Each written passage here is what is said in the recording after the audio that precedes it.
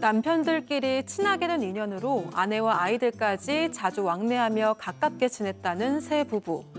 그러던 어느 날 두 집에서 아이들의 돌반지가 없어지는 일이 연이어서 발생하게 됩니다. 범인은 뜻밖에도 가까운 곳에 있었고 그 집안에서는 충격적인 물건들이 쏟아져 나왔다고 하는데요. 놀라운 범인의 정체와 그 비밀은 무엇인지 지금부터 알아봅니다. 자, 최근 그 KBS 예능이죠. 무엇이든 물어보살에서도 소개가 됐던 그 사건인데, 자, 남편끼리 친하면 부부 동반 모임 하면서 아내들끼리 친해지고 또 아이들이 생기면 아이들도 이렇게 친해지는 경우가 많은데 저희한테 제보를 주신 부부도 딱 그랬습니다. 일단 제보자 부부 중에 남편이 이제 초등학교 때부터 친했던 친구가 있답니다. 그런데 그 친구가 이 직장 동료인 또 다른 사람을 소개시켜서 이 남자들끼리 세 명이 원래 친해졌다라고 하는데 그 세 명이 또 비슷한 시기에 여성분들을 만나게 되고 결혼도 하게 되면서 그 아내들까지도 같이 친해졌습니다.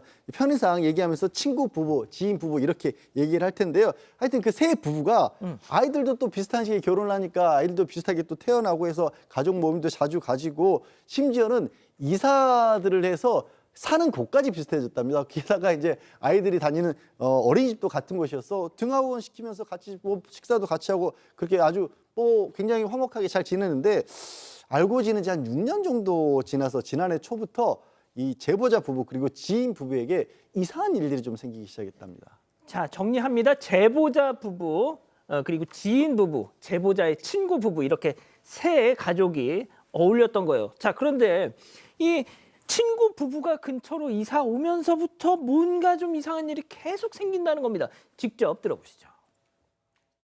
근데 제가 그날 이제 아파서 얘한테 잠깐 아기를 맡기고 한 30분 정도 병원을 다녀왔었거든요. 그러고 나서 그 다음날 없어진 거예요. 그때는 내가 어디에 흘렸나라고 생각을 했어요. 그 다른 지인이 저한테 걔가 왔다 간 날마다 그게 두 개가 다 없어졌었다, 두 번 다. 그래서 거기서 조심스럽게 저한테 의심하고 있다. 그때 말을 했죠. 혹시나 해서 우리 백일 반지를 봤는데 없어졌다.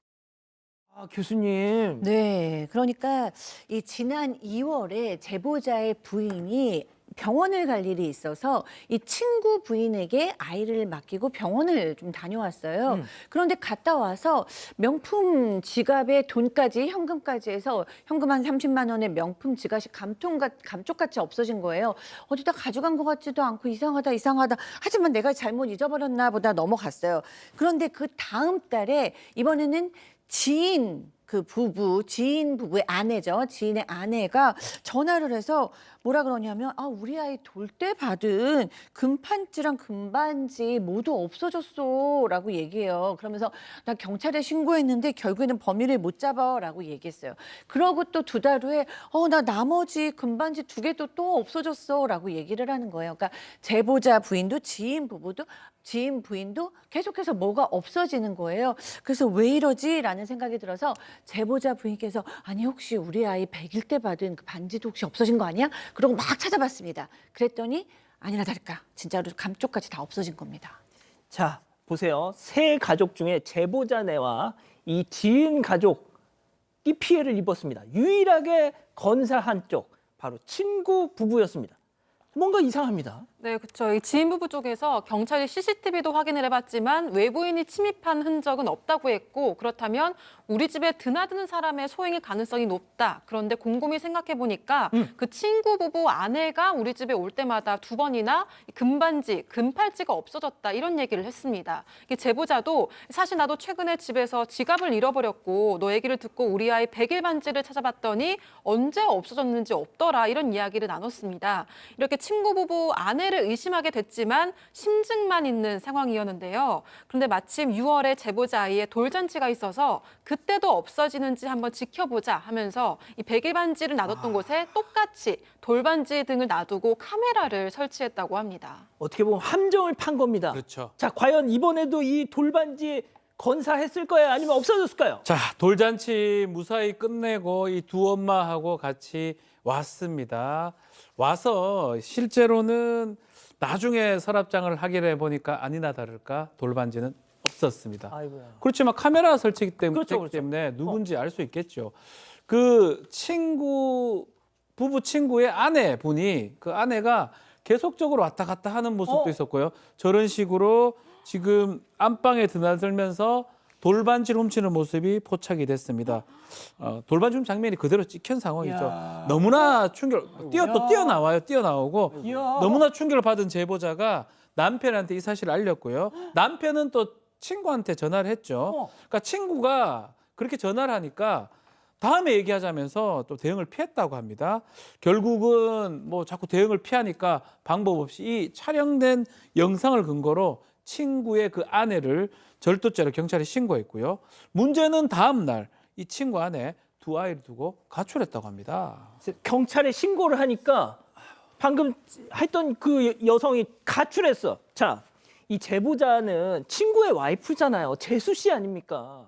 그냥 돌려주고 사과하면 신고 안 하려고 했어. 자, 그런데 이 친구의 반응도 이상하고 이 그 아내라는 사람은 아예 그냥 가출까지 해버리고 신고하실 수밖에 없었죠. 자, 그런데 사건은 이게 끝이 아니었습니다. 체크포인트 짚어보죠. 자, 판도라의 가방. 자, 꽁꽁 감춰둔 비밀이 쏟아져 나왔다는 건데요. 직접 들어보시죠. 저희가 가기 전에 남편이 먼저 찾은 게 있었는데 그게 그 가방에서 외할머니 지갑이랑 그리고 첫째 아들 유치원 어머니들 지갑 3개 정도 나오고 그리고 다른 남자랑 불륜하는 사진 그리고 이제 다른 사람들의 지갑이 한 2개 정도 더 나왔어요. 그 엄마 그 얘기를 하시더라고요. 자기 그 시할머니 팔순잔치를 하시는데 이제 자식들이 용돈을 모아서 줬던 그 돈을 훔치는 걸 봤대요. 자기 아들이 그걸 알면 이혼을 할까봐 자기 아들한테 말을 안 했다는 거예요. 도둑질의 외도까지. 네, 그러니까요. 이 여자는 그냥 뭐 좀도둑이기도 했고 뭐 외도도 저지르기도 했습니다. 그러니까 제보자에 따르면 남편의 친구가 어느 날 이제 전화가 왔어요. 내 아내 집도 나갔어. 근데 나 와서 돌잔치 니네 돌반지 있는지 한번 찾아봐라라고 얘기를 했답니다. 그래서 부부가 가서 봤어요. 그랬더니 이 집에 남의 지갑만 9개가 나왔고요. 그리고 상간남과 찍은 즉석 사진도 나왔대요. 아이고야, 그러니까 그 아이고, 아이고, 아내가 그 남편이 얼마나 충격을 받았겠어요. 그러면서 니네 돌반지 있나 봐봐라고 얘기를 했어요. 근데 아무리 봐도 그 돌반지가 없으니까 남편이 하는 말이 우리 애들 돌반지도 다 없어졌어라고 얘기를 한 거예요. 그런데 이제 남편이 너무 이제 제정신이 아닌 충격을 받은 상태라서 더 이상 얘기하기도 어려웠다고 합니다. 그런데 그 자리에 그 남편 친구의 부모님, 그러니까 이 도벽이 있었던 여성의 시부모님이 와 있었어요. 그러면서 시어머니께서 뭐라고 하시냐면 우리 며느리 사실은 시할머니 팔순 때도 가족들이 모은 용돈을 훔치는 걸 내가 봤다. 아이고. 우리가 가족 행사 때마다 지갑이 없어진 날도 있고 축의금 봉투가 없어지는 날도 있고 여러 일들이 많았었단다라고 얘기하셨다고 합니다. 좀 무섭다. 그렇죠. 도덕질을 참 많이 하는 뭐 그런 스타일로 보이는데 심지어는 이 여성이 주변 지인들의 개인 정보를 또 담보로 사채도 썼다고 합니다. 사채까지. 그래서 연락도 많이 오는 경우도 있었다고 하고 아이고. 다만 개인사가 좀 있었기 때문에 좀 이해를 해주자 이렇게 했는데 가정사 이런 게 있어서 이제 이해를 해줬는데 배신감이 일단 제일 크다라고 당연하죠. 하고요. 가장 이제 문제가 돌반지 같은 걸 가져갔잖아요. 이게 사실은 아기 엄마입니다. 같은 아기 엄마인데 어떻게 그게 어떤 마음인지 알면서 돌반지 같은 걸 훔치고 뻔뻔하게 사과를 하지 않는 거 이게 너무나 속상하다 하고 피해 금액은 한 1,200 정도 두 집 그 정도 된다라고 합니다. 피해 금액 1,200만 원 가량. 아이고 세상에. 자, 양 변호사님, 이게 벌써 이제 지난해 벌어진 사건인데 저희한테 제보를 주신 이유가 있더라고요. 일단 지난해 여름쯤에 이 여성이 또 경찰에 출석을 해서 CCTV 찍히고 했기 때문에 그 혐의는 인정을 했고요. 또 그 전에 다른 집에 좀 친하게 지내던 다른 집에서도 비슷한 범죄를 저질렀다라고 합니다. 그래서 금반지, 금팔찌 이런 것들을 훔쳤는데 이거는 부인하다가 결국 작물이 그대로 있으니까 이거 지문감식이면 다 나온다 하니까 거기서 다 인정을 했답니다. 결국에는 2개를 합쳐서 절도로 기소가 됐고 재판까지 열렸는데 예. 그 이후에 또 재판에 출석을 안 했다라고 합니다.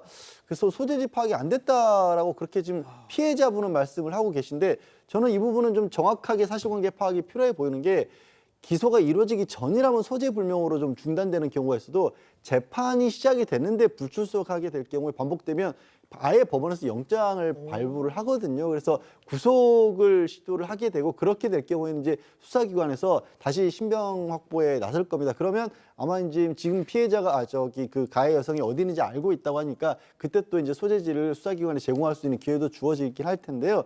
문제는 이게 당사자들에게 굉장히 큰 사건인데 상대적으로 강력 사건이라고 부르기는 어렵다 보니까 좀 시간이 더 생각보다 길어지고 있는 게 아닌가 싶습니다. 생각보다 형사재판이건 민사재판이건 오래 걸리는 일들이 좀 많습니다. 법적으로 넘어가면.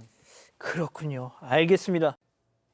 재미는 물론 의리로 함께하는 사건 반장 구독 버튼을 눌러 주십시오. 의리!